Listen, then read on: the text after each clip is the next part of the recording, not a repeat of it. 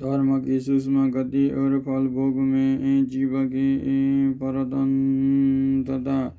मार्कंडेय जी कहते हैं, धर्म व्याध में कौशिक ब्राह्मण से कहा, वृद्ध पुरुषों का कहना है कि धर्म के विषय में केवल वेद प्रमाण है। यह बात बिल्कुल ठीक है, तो भी धर्म की गति बड़ी सूक्ष्म है। उसके अनेकों भेद, अनेकों शाखाएं हैं। वेद में सत्य को धर्म और असत्य को अधर्म बताया गया है, परंतु यदि किसी के प्राणों का संकट उपस्थित हो और वहाँ असत्य भाषण से उसके प्राण बच जाते हो तो उस अवसर पर असत्य बोलना धर्म हो जाता है।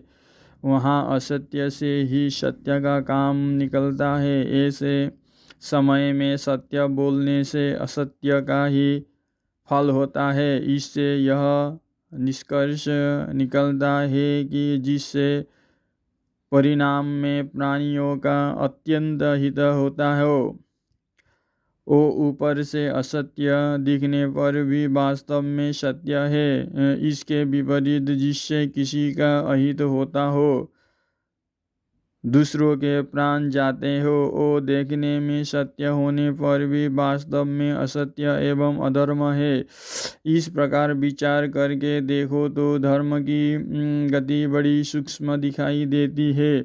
मनुष्य जो भी शुभ या अशुभ कर्म करता है, उसका फल उसे अवश्य ही भोगना पड़ता है।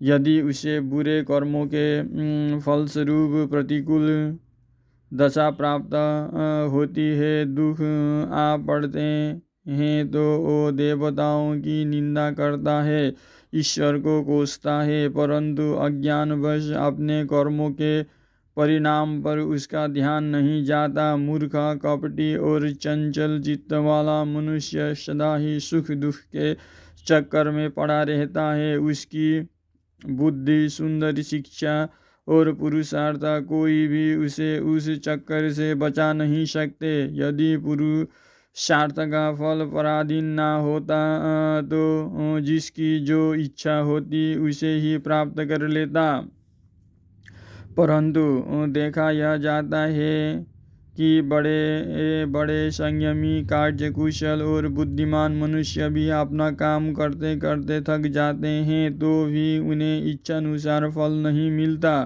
तथा दूसरा मनुष्य जो जीवों को हिंसा करता है और सदा लोगों को ठगता ही रहता है, मौज से जिंदगी बिता रहा है, कोई बिना उद्योग के ही अपार संपत्ति का स्वामी हो जाता है, और किसी को दिन भर काम करने पर मजदूरी भी नसीब नहीं होती। कितने ही दिन मनुष्य पुत्र के लिए तपस्या करते देवताओं को पूजते हैं, किंतु उनके बालक पैदा होकर कुल में कलंक लगाने वाले निकल जाते हैं। और बहुत से ऐसे हैं जो अपने पिता के कमाए हुए धन धान्य तथा प्रचुर भोग विलास के साधनों के साथ जन्म लेते हैं, और लौकिक मंगलाचार में ही इनका जन्म होता है। इसमें कोई संदेह नहीं कि मनुष्य को जो रोग होते हैं वे उनके कर्मों के ही फल हैं, नहीं कि मनुष्य को जो रोग होते हैं वे उनके कर्मों के ही फल हैं। जैसे बहेलिए छोटे मृगों को कष्ट देते हैं, उसी प्रकार वे रोग और व्याधियां जीवों को पीड़ा देती रहती है।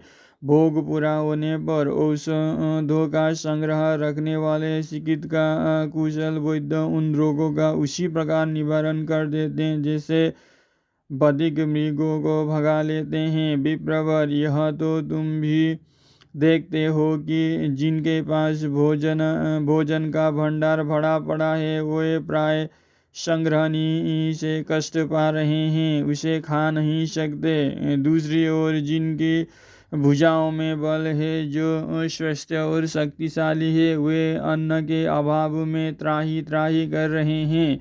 बड़ी कठिनता से उनके पेट में कुछ आ जा पाता है। इस प्रकार यह संसार असहाय है और मोह शोक में डूबा हुआ है। कर्मों के अत्यंत प्रबल प्रवाह में पड़कर निरंतर उसकी आधि व्याधि रूपी प्रचंड तरंगों के थपेड़े से रहा है। यदि जीव फल भोगने में स्वतंत्र होता तो ना कोई मरता और ना बूढ़ा होता। सभी मनचाही कामनाओं को प्राप्त कर लेते। अप्रिय की प्राप्ति तो किसी को होती ही नहीं। देखा जा रहा है कि जगत में सभी लोग सबसे ऊंचा होना चाहते हैं और इनके लिए यथाशक्ति प्रयत्न भी करते हैं, किंतु वैसा होता नहीं।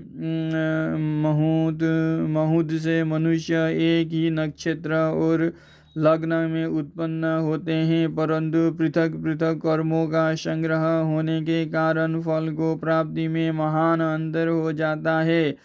कहाँ तक कहा जाए, नित्य अपने उपयोग में आने वाली वस्तु पर भी किसी का अधिकार नहीं है। श्रुति के अनुसार यह जीवात्मा सनातन है और संपूर्ण प्राणियों का शरीर नाशवान है। शरीर पर आघात करने से शरीर का तो नाश हो जाता है, किंतु अविनाशी जीव नहीं मरता। ओ कर्म बंधन में बंधा हुआ फिर दूसरे शरीर में प्रविष्ट हो जाता है।